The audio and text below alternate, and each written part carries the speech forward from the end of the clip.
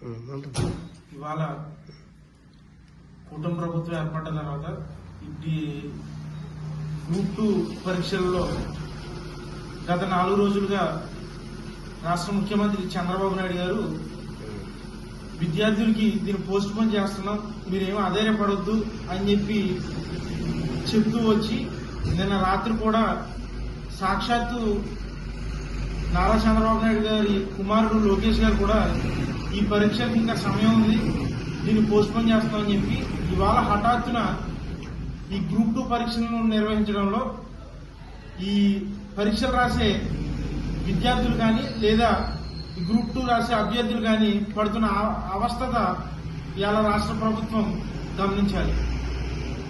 కూటమి ప్రభుత్వం ఏర్పడి 8 నెలలు కావస్తా ఉన్నా నేటికి కూడా యువతని చిన్నచూపు చూస్తూ ఈ ప్రభుత్వం చేస్తున్న ఈ నిర్లక్ష్య వైఖరి కూటమి ప్రభుత్వానికి పరాకాష్టం చేరిందని ప్రజలు చెప్పుకుంటున్నారు. ఎందుకంటే గతంలో వాలంటీర్ వ్యవస్థ అని చెప్పి తీసుకొచ్చి నెలకు 5,000 వేతనం ఇచ్చి వాళ్ళని జగన్మోహన్ రెడ్డి ప్రభుత్వం వాళ్ళని కొనసాగించిన తీరు మీరు అందరూ చూశారు.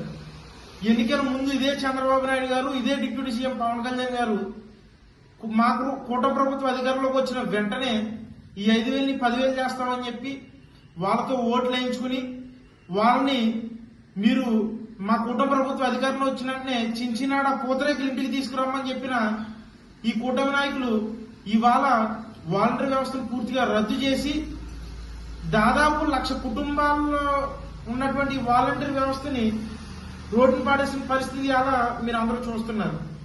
ఈ కేవలం ఒక వాలంటీర్ వ్యవస్థనే కాదు, సచివాలయం వ్యవస్థ అలాగే బేర్వేజెస్ కార్పొరేషన్ అని పెట్టి దాదాపు 18,000 యువతని జగన్మోహన్ రెడ్డి గారు వాళ్ళకు ఒక ఉపాధి కల్పించి చేస్తే ఈ ప్రభుత్వం అధికారంలోకి వచ్చిన వెంటనే 18,000 కుటుంబాన్ని కూడా రోడ్డును పాడేసిన దాఖలాలు మనం ఇవాళ రాష్ట్రంలో చూసాం.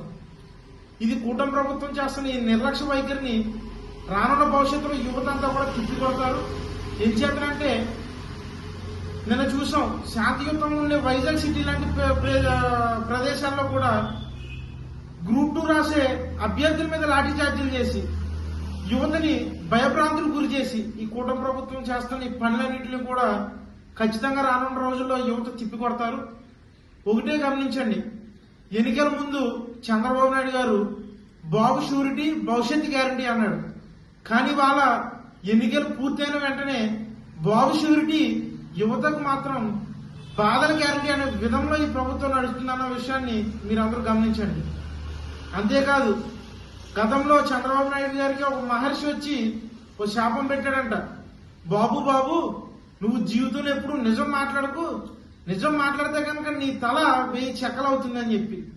ఎన్నికల ముందేమో యువతకి అంత చేస్తాను ఎంత చేస్తానని చెప్పి నీ చంద్రబాబు నాయుడు గారు ఇవాళ ఎన్నికలు ముగియగానే మాత్రం యువతని చిన్నచూపు చూసి వాళ్ళపై లాఠీ చార్జీలు చేసి ఇస్తానన్న జాబ్ క్యాలెండర్ కూడా రిలీజ్ చేయకుండా నిరుద్యోగ వృత్తి ఇస్తా అని చెప్పి వాళ్ళని కూడా మోసం చేసి ఈ ప్రభుత్వం చాలా ఇబ్బందులు పెడుతుంది యువతని.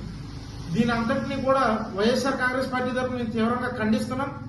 రానున్న రోజుల్లో బాబుకి ఖచ్చితంగా చెప్పు దెబ్బ తగిలే విధంగా యువత అందరూ కూడా సమాధానం చెప్తారని చెప్పి ఈ సమావేశంలో నేను తెలియజేస్తా ఉన్నా.